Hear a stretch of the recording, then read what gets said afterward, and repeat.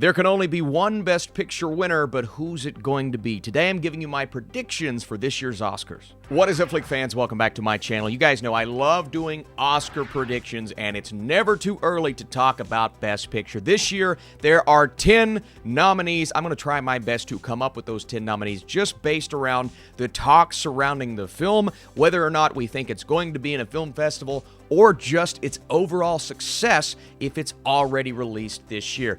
There's gonna be cases where I'm completely wrong and out of the blue, but that's why I need you all here. What movie is on your list? Do you have honorable mentions? I have a bunch of them. We're gonna talk about those first, but be sure to leave your thoughts down below. And if you like this Oscar series, drop that thumbs up. I may do individual videos talking about actor, actress, director, on this channel. Stay tuned. And we're going to start with those honorable mentions. Won't spend a ton of time on each. You see the first one here, Black Panther: Wakanda Forever. Austin, why do you have a comic book movie on this list? Well, if this film comes out and delivers on the trailer, I'm not saying I think it's going to, and it's even close to, if not, it's got to be better than the original, I think, for it to get that Best Picture nomination, then I have a feeling it has a chance. Is it my most anticipated MCU movie? Not necessarily, but we definitely can't rule it out, especially with the success of the first movie. Next up, this movie is on here for one reason solely, and that's the fact that Peter Farrelly is our director. Of course,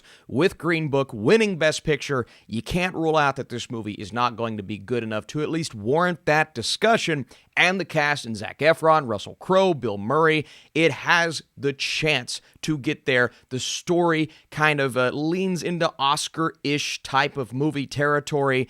Don't think it's going to do it, but it has a chance. I feel like there have been films in the past that should have pushed Martin McDonagh more into that Oscar talk, and I feel like he's that type of director that inevitably there will be a movie that puts him there. Is The Banshees of Inisherin, I hope I pronounced that correctly, is that the movie that's going to do it? I don't know, but I love Colin Farrell, I love Brendan Gleeson, and this seems like a really interesting type of story. It's one I'm excited about for maybe popping up at New York Film Festival. We'll have to see. Just like Black Panther and the success of the first one, although I would argue that Avatar, the original, had more success than probably any movie that year in terms of nominations and box office and all of this. It was such a well-talked-about first film. Now we have the second one so many years later. Will it do what the first one did? I don't think that will be the case, but if it is good enough and it is as high quality as that first trailer, then I have a feeling The Way of Water will be in the conversation. To me, it will come down to Top Gun Maverick or The Way of Water.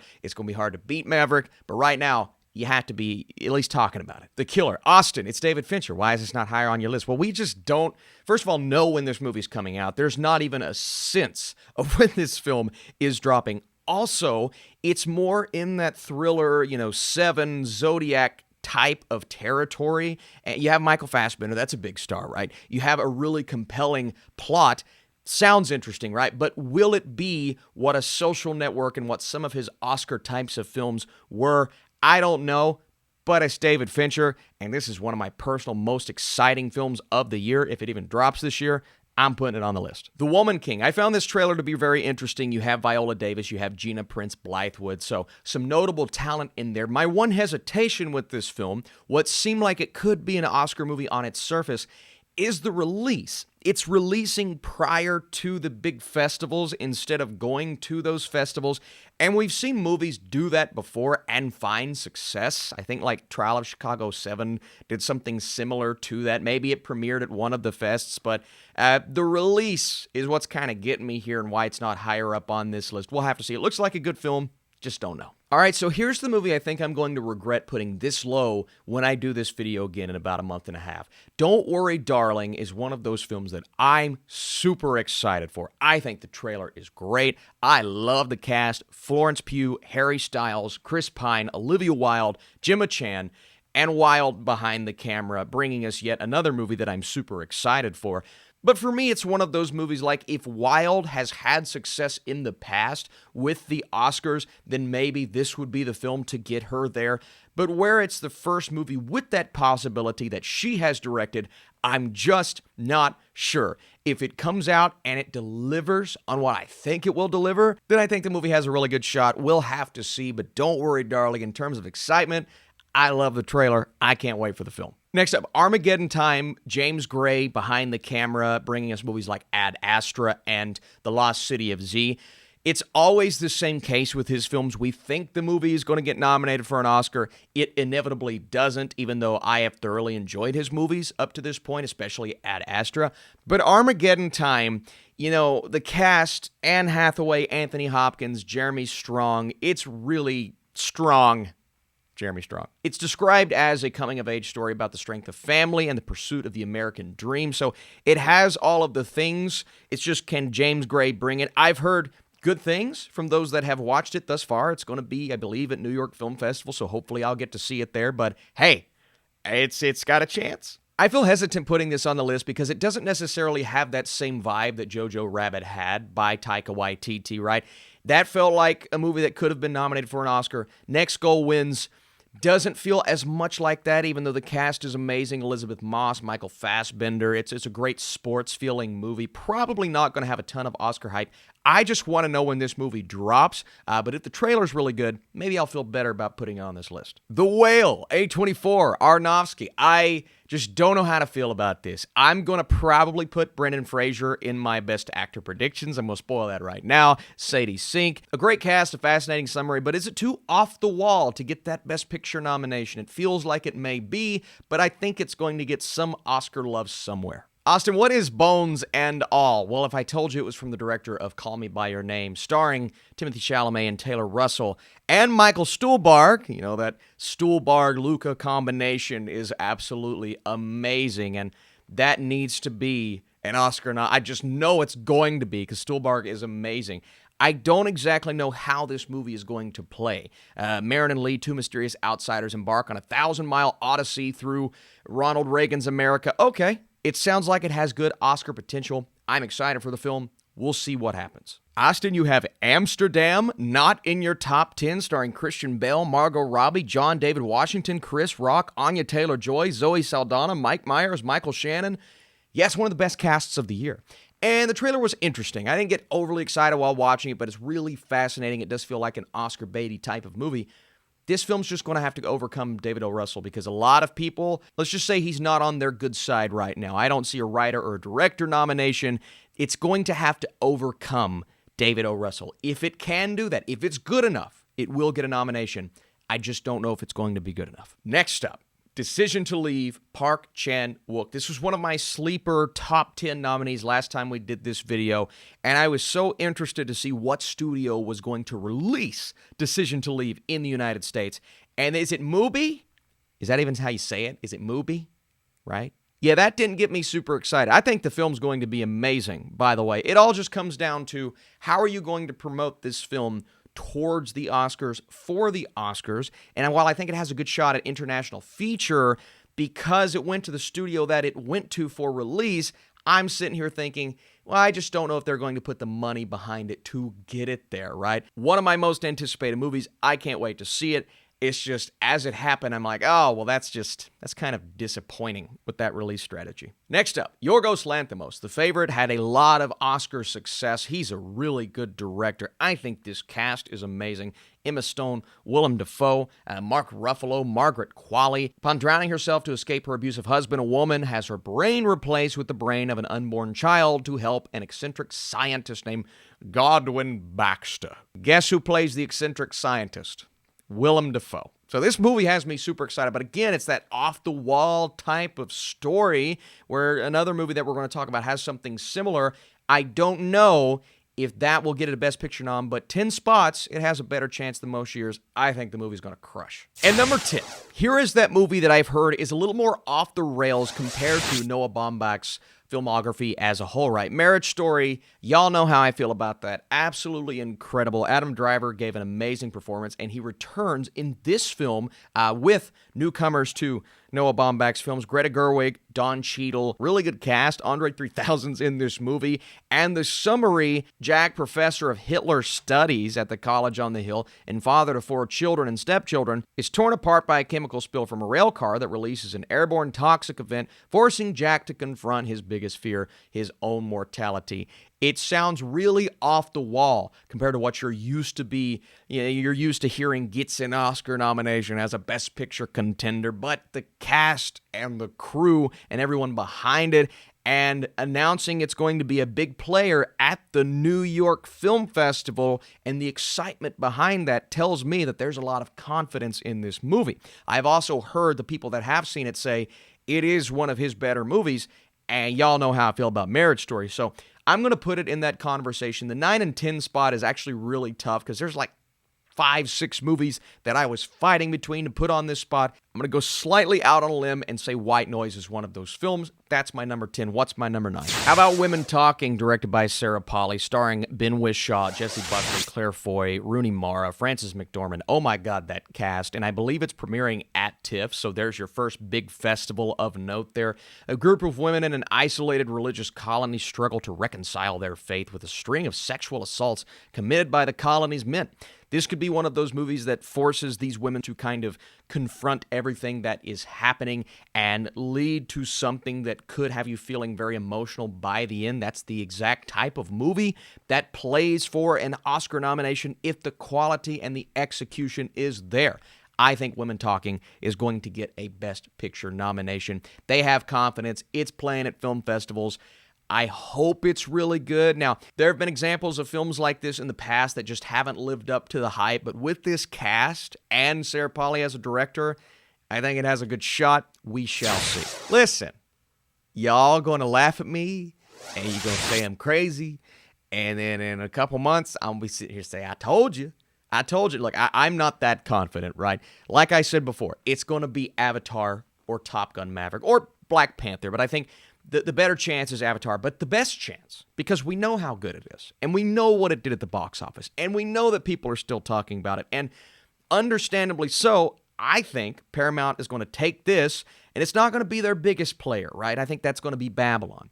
But this is going to be a movie that they put money into, and they're going to push it in all of those technical categories. And if it gets enough of those technical categories, I think Best Picture is in the conversation, especially, and I don't think it's going to get a lot of these like random but if it gets Critics' Choice, I'm going to be like, okay. If it gets like a Producers Guild, we'll say, okay, we're looking pretty good for Best Picture.